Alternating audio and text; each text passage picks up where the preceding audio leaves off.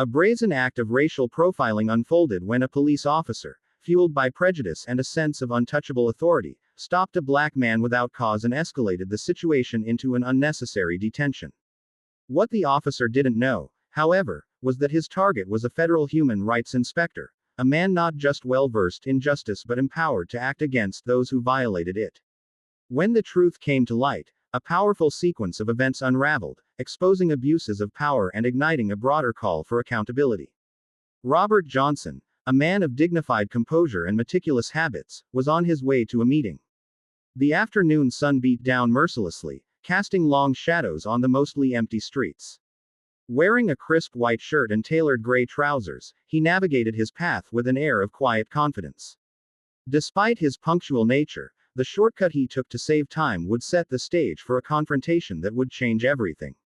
As he reached an empty stretch of road, Robert glanced around and saw no approaching cars. The nearest crosswalk was 2 blocks away, and the road seemed harmless to cross.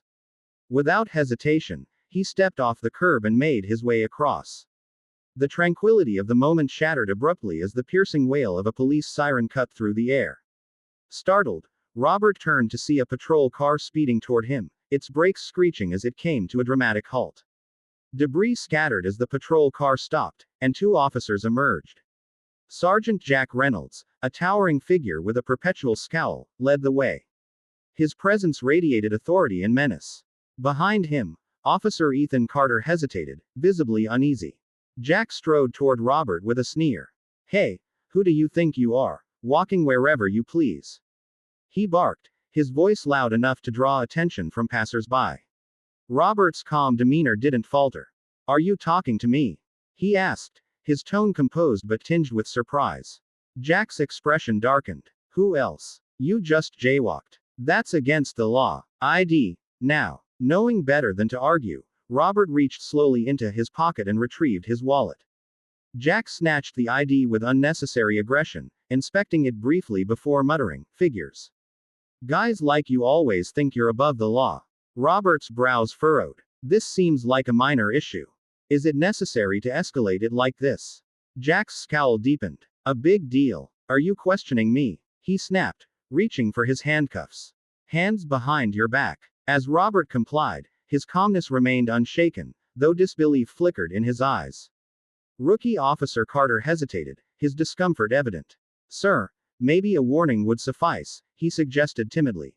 Jack cut him off. "Shut it, Carter. You want to teach me my job." The crowd began to gather as Jack forcefully pushed Robert toward the patrol car. Onlookers murmured in disbelief, their phones recording the unfolding scene. "This is ridiculous," a woman said.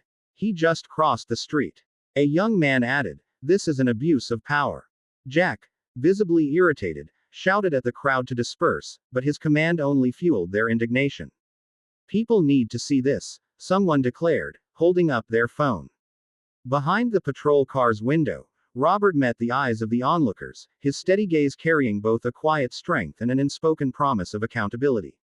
In the car, Jack leaned in, his tone menacing. "The law is the law. You break it, you pay." Robert's response was calm yet pointed. "And what law allows you to abuse your authority?" Jack's jaw tightened, but he said nothing more. The silence was deafening as the car pulled away, leaving behind a crowd buzzing with anger and a collection of video evidence that would soon become viral. Officer Carter's discomfort grew as the car neared the station. In the rearview mirror, he exchanged a glance with Robert, whose steady gaze seemed to challenge him silently. The rookie's inner conflict was evident, but the weight of Jack's overbearing presence kept him from acting. Arriving at the station, Jack roughly escorted Robert inside, ignoring his calm protests and the murmurs of disapproval from a few officers who witnessed the scene. Behind closed doors, Jack's confidence began to falter when Robert revealed his true identity: a federal human rights inspector conducting an investigation into racial bias and abuses of power within law enforcement. The room fell silent. Robert's revelation set off a cascade of repercussions. Internal Affairs launched an immediate inquiry, and the videos captured by the onlookers began spreading across social media, sparking outrage nationwide. The footage of Jack's blatant abuse of authority became a rallying cry for accountability and reform. Public pressure mounted, demanding justice for Robert and a reckoning for the officers involved.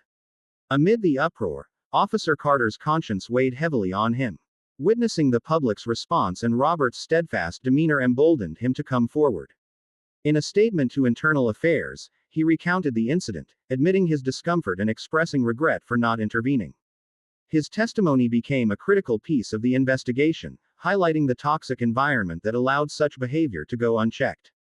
Jack's downfall was swift. The department, under immense scrutiny, suspended him pending further investigation. Protests outside the station grew daily, with demonstrators demanding systemic changes to prevent future abuses. Meanwhile, Robert's poise and eloquence in interviews inspired many, turning him into a symbol of resilience and justice. The story didn't end with Jack's suspension. It marked the beginning of a broader movement. Communities rallied together, pushing for transparency, accountability, and training reforms within law enforcement. Robert's courage in the face of injustice served as a reminder that even in the darkest moments, standing firm could spark a brighter future. Tires crunched over loose gravel, the sound heavy in the sweltering summer air.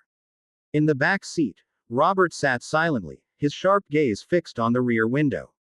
As the station came into view, an old dilapidated building with peeling walls loomed before them, its backyard more reminiscent of a scrap yard than an official police facility.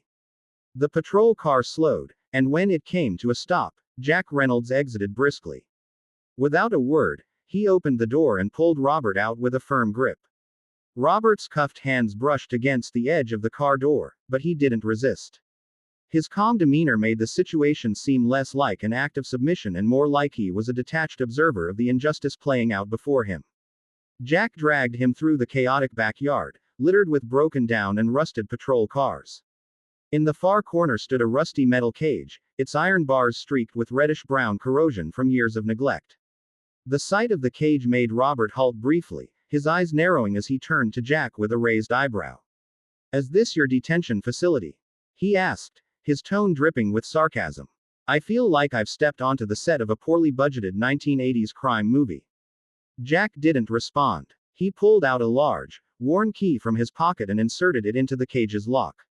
The sound of metal scraping against metal echoed through the backyard as the rusty door creaked open. Jack turned to Robert, his expression hard and unyielding. "Get in," he barked. Robert arched a brow, scanning Jack's face for a sign that he might be joking. Seeing none, he sighed quietly and stepped forward. As he moved into the cage, the rusted bars groaned under the slight pressure of his touch. The cracked concrete floor beneath his feet added an extra layer of desolation to the scene. Once inside, Jack slammed the cage door shut with unnecessary force, securing it with a padlock that looked as neglected as the cage itself. "Welcome to your new home," Jack sneered. "Maybe this will teach you something about following the law." Robert leaned against the bars, his calm demeanor unshaken. "The ambiance is truly unique. Retro, I assume. Your personal touch." Jack didn't answer. He spun on his heel and strode toward the station's entrance, leaving Robert alone in the cage. Behind Jack, Ethan Carter stood silently, his gaze shifting uneasily between Robert and the cage. His posture betrayed a mixture of confusion and guilt. When Jack disappeared into the building, Ethan lingered for a moment, his eyes locking with Robert's through the bars. A heavy silence hung in the air between them. "You're not going to say anything?"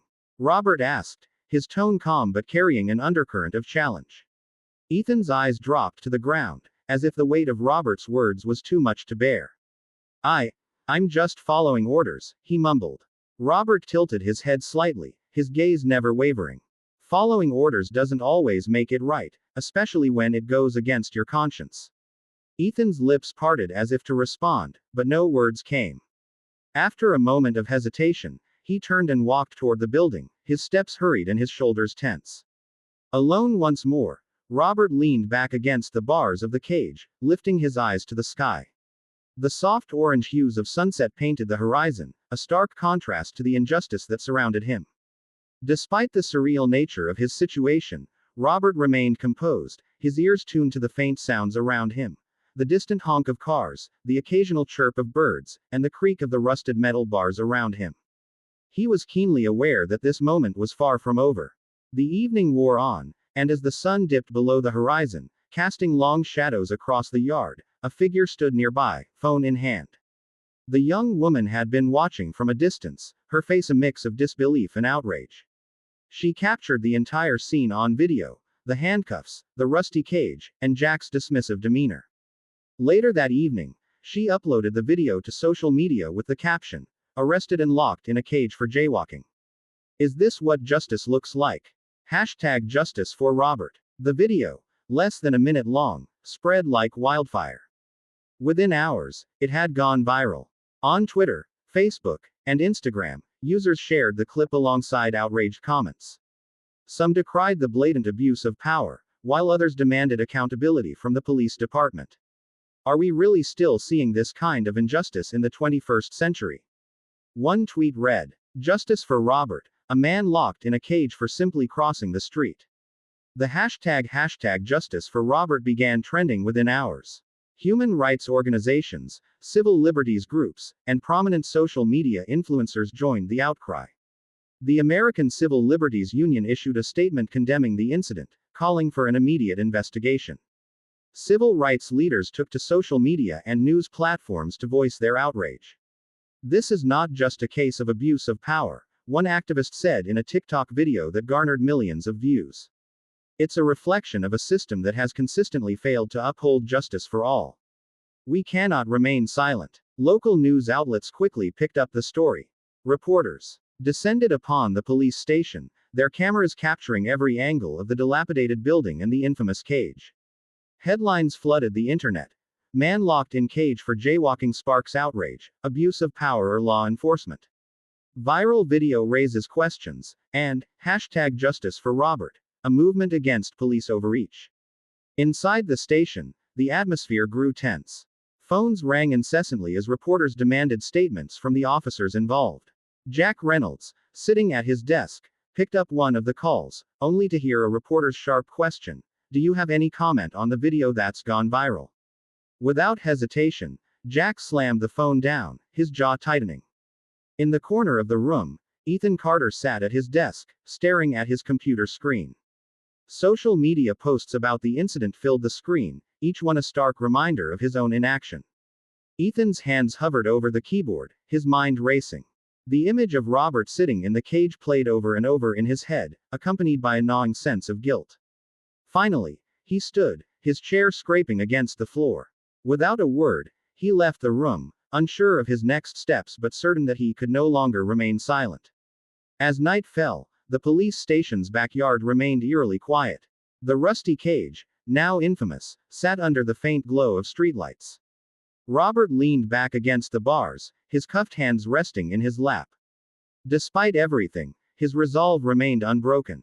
This was only the beginning of a much larger fight for justice. Robert took a deep breath, then opened his eyes, scanning his surroundings. The cage was a relic of neglect, barely large enough for him to sit upright. Iron bars corroded with reddish-brown rust bore patches of flaking paint, exposing the pitted, weathered metal beneath. The stench of age and decay hung in the humid air, amplifying the oppressive stillness of the backyard. Through the gaps in the bars, Robert's sharp eyes absorbed every detail with calculated precision. Patrol cars sat parked haphazardly, some covered in layers of grime, their once bright logos faded and peeling. License plates hung crookedly on bent frames, and scratches scarred the vehicles' bodies, each mark telling its own story of wear and misuse. Across the yard, the back door of the station swung open and shut with regularity, punctuating the quiet with its metallic creak. Officers moved in and out in hurried bursts, their conversations fragmenting into disjointed words and phrases that drifted to Robert on the warm night air. Some officers carried stacks of paperwork, their movements mechanical and their faces drawn, while others huddled in whispered discussions, their tones betraying unease. Robert noted that the younger officers seemed to avert their eyes whenever Jack Reynolds appeared, their postures stiff with discomfort.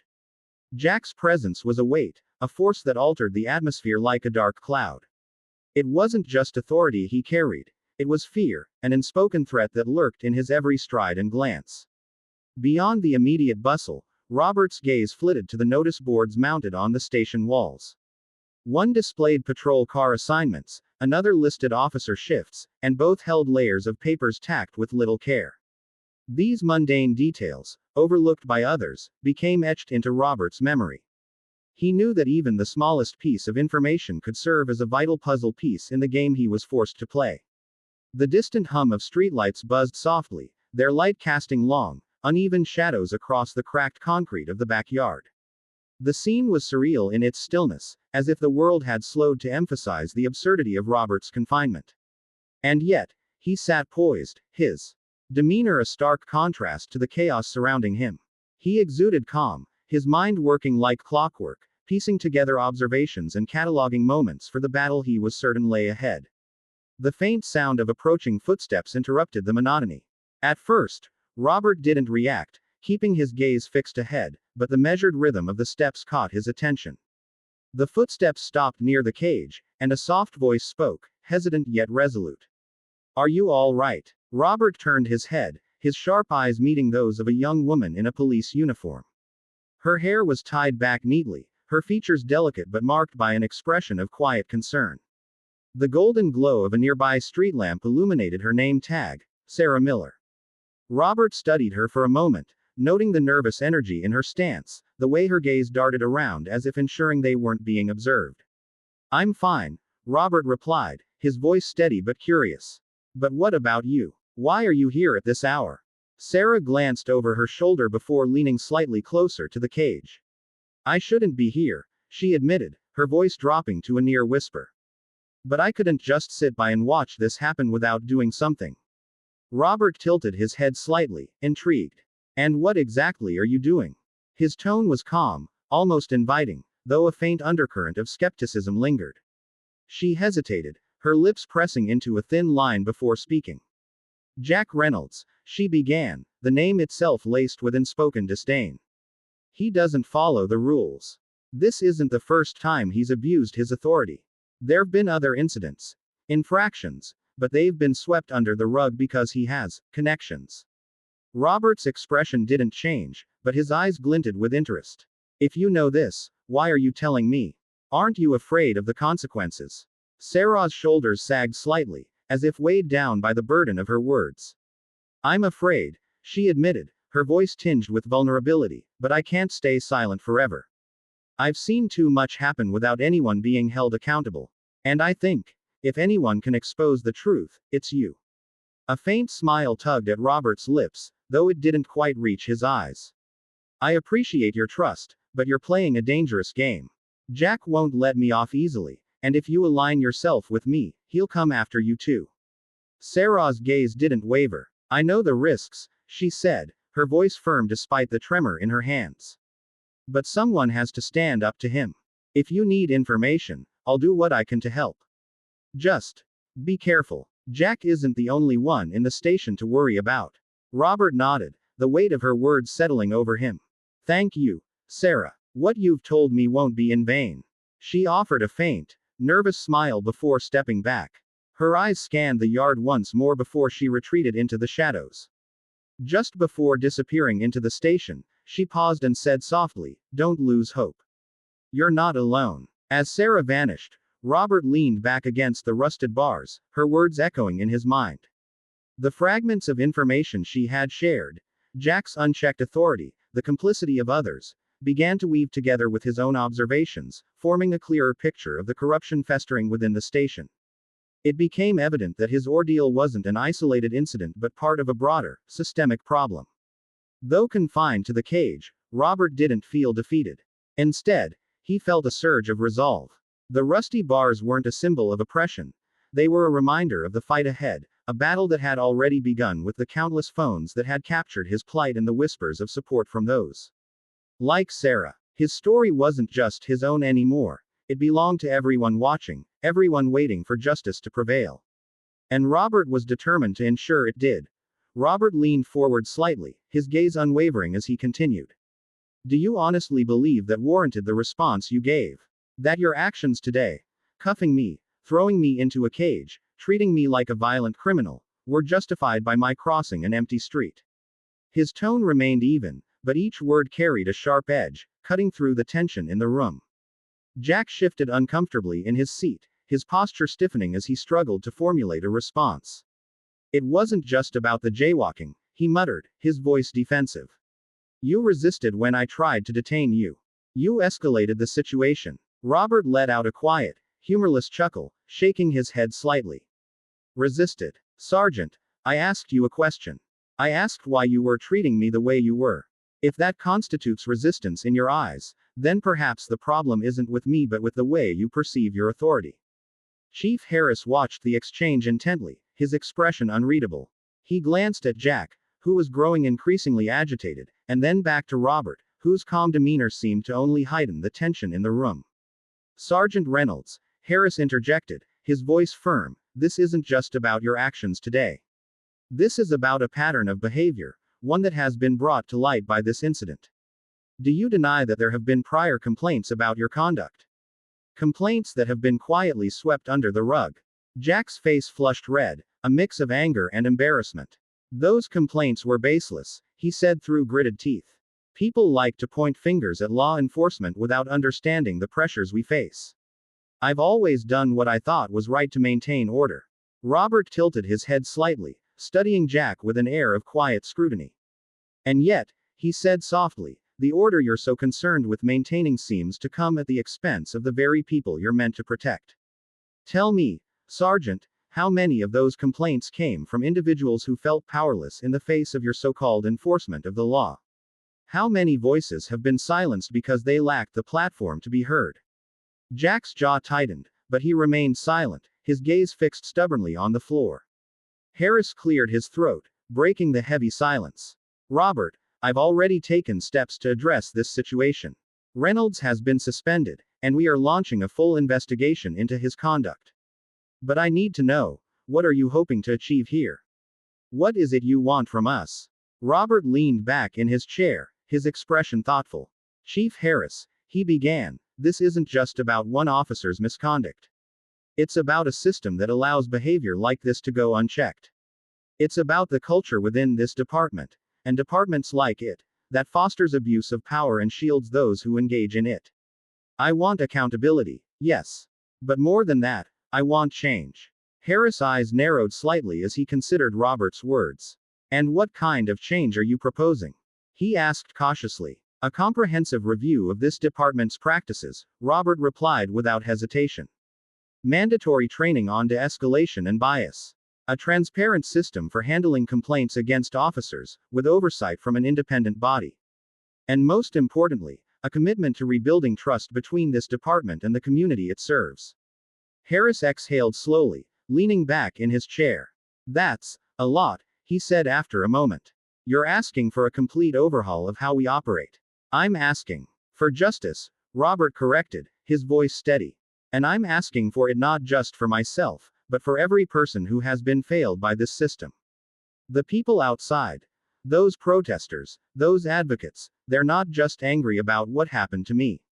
They're angry about what's been happening for years. This is your chance to show them that you're willing to listen. That you're willing to do better. Harris was silent for a long moment, his gaze fixed on the desk in front of him. Finally, he nodded, his expression grim but resolute. I'll do what I can, he said quietly. But this won't be easy. There will be resistance, both from within this department and from those who don't want to see things change. Robert smiled faintly, his eyes glinting with determination. I've never been one to shy away from a challenge, Chief. And neither should you. The world is watching now. Let's give them something worth watching. As Harris nodded again, the weight of the moment settled over the room like a heavy shroud. Jack remained silent, his face pale and his expression unreadable, as the implications of Robert's words, and the battle that lay ahead, began to sink in. Outside the station, the chants of the crowd continued to grow louder, their voices a relentless call for justice and change.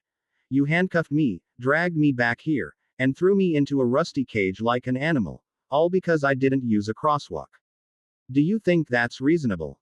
Robert's voice was calm, yet his tone cut through the room like a blade. He sat upright in the chair, his eyes fixed on Jack with a piercing intensity. Jack smirked, leaning back slightly, his arms crossed as if he were completely unfazed. The law is the law, he said with a shrug. If you don't want to get arrested, don't break it. I don't see the problem here. Robert's gaze didn't waver. Instead, he leaned forward, his voice dropping an octave, making it all the more commanding. And what about the other times, Jack? He asked pointedly. This isn't the first time you've used your authority to intimidate or suppress people, is it? Jack's smirk faltered for just a moment. His eyes darted toward Chief Harris, who sat quietly behind his desk, observing the exchange with a neutral expression. Jack quickly composed himself and scoffed. I don't know what you're talking about, he said dismissively, though the tension in his voice was evident. Robert's lips curled into a knowing smirk as he reached into his bag and pulled out a thick folder. With deliberate slowness, he placed it on the desk in front of Harris. The sound of the folder hitting the desk seemed to echo in the silent room. Robert flipped it open, revealing a stack of neatly organized documents. This, Robert began, gesturing to the folder, is a list of complaints filed against you over the past 3 years. 12 cases, to be exact.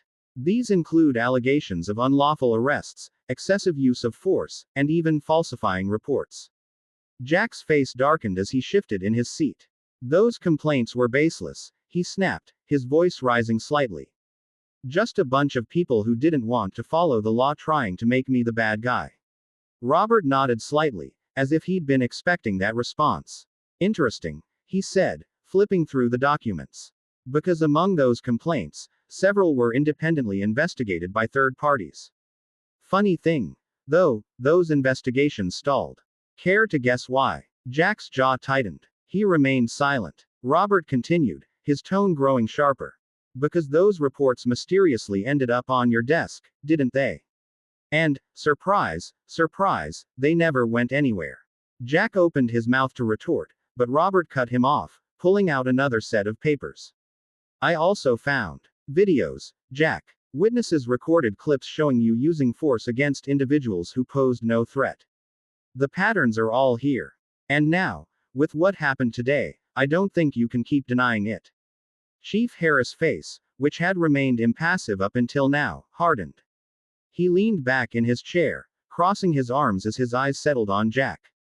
Jack, he said, his voice low but firm, do you have anything to say for yourself? This isn't just speculation. I've seen today's video myself. This kind of behavior is unacceptable. Jack shot to his feet, his face flushed with anger. I did what I had to do to uphold the law. He shouted, his voice echoing in the room. People like him are always trying to skirt the rules, always looking for a way to undermine authority. I did what needed to be done. Robert shook his head slowly, his expression a mix of pity and disgust. No, Jack, you didn't do this for the law. You did it to assert your power. But that power is turning against you now. Harris raised a hand, signaling for Jack to sit back down. His voice was calm but carried an unmistakable weight. Jack, I don't think you understand the gravity of the situation. This isn't just about Robert. It's about the reputation of this entire station. And with everything that's come to light, I have no choice but to suspend you immediately. You will face an internal investigation and, very likely, criminal charges. Jack's face went pale. He stood there for a moment, speechless. Without another word, he turned and walked out of the office, his shoulders slumped under the weight of his failure. The door closed behind him with a heavy thud, leaving an oppressive silence in his wake. Harris turned back to Robert, his voice softer but resolute. I can't defend what he's done, he said. But I will make sure that what you've been through isn't ignored. We'll cooperate fully with your investigation. Robert stood, nodding slightly. Thank you, Chief Harris. This isn't just about me. It's about fixing a system that desperately needs change. I hope you'll stand on the side of justice. Harris inclined his head, his expression grim. I will. As Robert left the office, he couldn't ignore the tension that still lingered in the air. Outside, he passed by Ethan Carter, a young officer who had been watching the events unfold from the hallway. Ethan's face was pale, his expression conflicted. You okay? Robert asked, his tone neutral. Ethan hesitated, then nodded. I don't know, he admitted. What happened today, it didn't feel right. But I don't know what to do. Robert stopped, turning to face Ethan fully. If you're asking yourself that question, it means you already know what's right. The real question is whether you're willing to act on it. Ethan looked down, his hands fidgeting nervously. I'm just a rookie, he said. I don't have the power to change anything. Robert's expression softened. Change doesn't come from power, Ethan. It comes from courage. You were there. You saw what Jack did. You know the truth. That gives you more power than you think. Ethan's eyes met Robert's, and for a moment, there was silence. Then he nodded, albeit hesitantly. I'll think about it. That's all I can ask, Robert said, clapping Ethan lightly on the shoulder. The truth has a way of coming out, one way or another. Just make sure you're on the right side of it. Ethan watched as Robert walked away, his mind racing with thoughts of what had just transpired. Though he felt uncertain and afraid, a small spark of determination began to grow within him. He knew he had a choice to make, and deep down, he knew what the right choice was.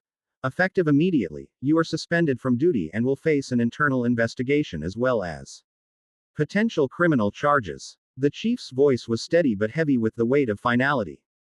Jack shot to his feet, his voice shaking with anger and disbelief. Chief, I was just doing my job. This is a political game, and you're letting them win. Harris' face hardened, his tone unwavering. This is not politics, Jack. This is about accountability and justice. You've crossed a line, and I cannot protect you any longer. Jack stood frozen for a moment, then stormed out of the room, his face pale and his footsteps heavy. The door closed behind him with a resounding thud, leaving an oppressive silence in its wake. After a few moments, Ethan stood, his gaze fixed on the chief. Chief, I've thought long and hard about this. I joined the force to uphold justice and serve the community. But after what I've seen, I realize I can't continue working in an environment like this. The room fell silent as everyone turned their attention to Ethan, his voice resolute as he continued. I've decided to resign. I won't stand by in the face of injustice, and I hope this will be the start of real change. Harris looked at Ethan with a mixture of disappointment and respect. I understand your decision, Carter. I hope you find a path that aligns with your principles. Ethan nodded, his expression firm. He left the room, a sense of relief mingling with his resolve. Shortly afterward, federal inspectors officially placed the police station under investigation. A comprehensive reform plan was announced, including a review of all operational procedures and officer records. Training programs were introduced to emphasize professional ethics, community engagement, and nonviolent conflict resolution. Harris, still in his position but now under close federal scrutiny, addressed a crowd of reporters outside the station. We are committed to improving our system so incidents like this never happen again. This is a time for change, and we will do everything in our power to rebuild the community's trust. As Robert left the station for the last time, he glanced back at the rusty cage in the backyard where he had once been held. The cage had been dismantled, leaving behind an empty patch of ground. Ethan was waiting near the gate, his expression one of gratitude. Thank you, Ethan said earnestly. Without you, I don't think I would have found the courage to do the right thing.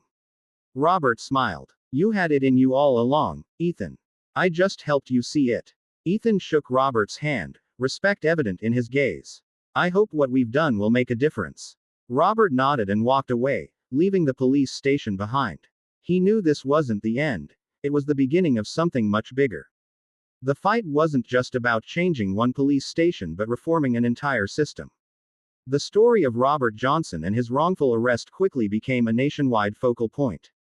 Media outlets extensively covered the incident, highlighting not only the misconduct of Sergeant Jack Reynolds but also praising Robert's composure and determination to demand justice. The story didn't stop at the small police station. It evolved into a symbol of systemic injustice within the legal system. Hashtags like #Justice for Robert and #EndPoliceAbuse dominated social media, amassing millions of shares and comments. More importantly, the story ignited a movement, a powerful call for change from the community. Major human rights organizations, including the ACLU and Amnesty International, began using Robert's case to spotlight long-standing issues within policing. Videos, articles, and podcasts analyzing the incident didn't just focus on Jack Reynolds' abuse of power but also on the system that allowed such behavior to thrive. Online discussions, webinars, and town halls were organized, drawing participation from activists, lawyers, and ordinary citizens nationwide. A well-known social activist declared in a viral video, Robert Johnson is not just a victim, he's a torchbearer illuminating the injustices in our system. But this isn't a time to simply watch and sympathize, we must act. Many people, especially those who had experienced similar situations, reached out to Robert to share their stories and seek his advice. In one interview, an elderly man remarked, "Robert gives me hope. I used to think no one cared about what I went through, but he's shown that justice is something we must fight for." Recognizing the widespread community interest, Robert decided to take action. He began collaborating with human rights groups and social organizations to launch a national reform campaign focused on transforming police training and the application of law. The campaign, titled Action for Justice, emphasized three core goals: police training reform, introducing courses on community engagement, nonviolent conflict resolution, and professional ethics; independent oversight, establishing independent committees to investigate complaints of police misconduct; building trust between police and communities, organizing regular town hall meetings between law enforcement and residents to foster mutual understanding. Robert traveled across cities, speaking at conferences, schools, and local community events. Each of his speeches carried sincerity and encouragement. "We cannot change the past," he said, "but we can build a more just future. This isn't just my fight, it's ours." The campaign quickly gained widespread support.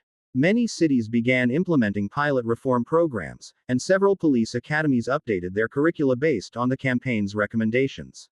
Robert's story didn't just change his life, it sparked a ripple effect. Those who had once been silent in the face of injustice began to raise their voices, inspired by Robert's resilience. During a televised interview, Robert was asked whether he believed his efforts could change the system. He replied, "Change doesn't happen overnight, but every step forward, no matter how small, is part of a long journey. And I believe that when we stand together, nothing is impossible." Months after the turmoil, Robert Johnson returned to his office at the Human Rights Bureau. The familiar setting, with its tidy desk and neatly arranged files, offered a sense of peace. But this return was unlike any before. Robert was no longer just an inspector, he was now a symbol, recognized as a champion for justice and change. Letters of gratitude from across the country piled up on his desk. Among them was a letter from a 12-year-old boy named Jamie. "I saw your story on TV and told my mom I want to be like you when I grow up. Thank you for standing up for justice." Smiling as he read the letter, Robert felt a renewed sense of purpose. He realized his work wasn't just about investigations, it was also about inspiring others and driving change from the ground up. Weeks later, he was invited to speak at a major event where thousands gathered to discuss social and legal reforms. Standing on stage, with bright lights illuminating his face, Robert looked out at the eager crowd. "My story is not unique," he began with calm yet impassioned words. "What I went through is just one small piece of the larger picture of injustices we face. But what made this time different is that we didn't stay silent." He paused, his eyes scanning the audience. "We can't change the past, but we can decide how we act in the present. Each of us has the power to speak the truth, to stand against injustice, and to push for a better system." Robert recounted his moments of inner struggle.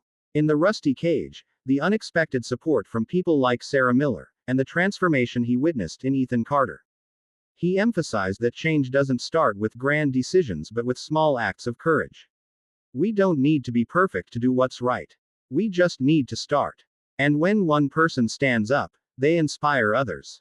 From a small flame, we can light an entire hill." The audience erupted in applause, their voices merging in a chant of support. Robert felt the energy of solidarity and hope. After the speech, he spent time talking to attendees, listening to their stories, and offering guidance. He understood that every story was a vital piece of the larger puzzle and committed himself to ensuring even the smallest voices were heard. Back home, Robert sat at his desk, opened his laptop, and began drafting plans for the next phase of his reform campaign. His belief in justice had never been stronger. In a later interview, when asked if he thought his work could truly change the system, Robert said, "Change is never easy, and it certainly doesn't happen overnight. But I believe that when we stand together, every small action contributes to a greater change. No one is too small to make a difference. What matters is that we don't stay silent." Robert's story wasn't just a reminder of the injustices that needed to be addressed. It was also a call to action for everyone. As the camera lights dimmed and the chants faded, Robert continued his journey. A journey he knew, with the strength of collective unity, would lead to a brighter tomorrow.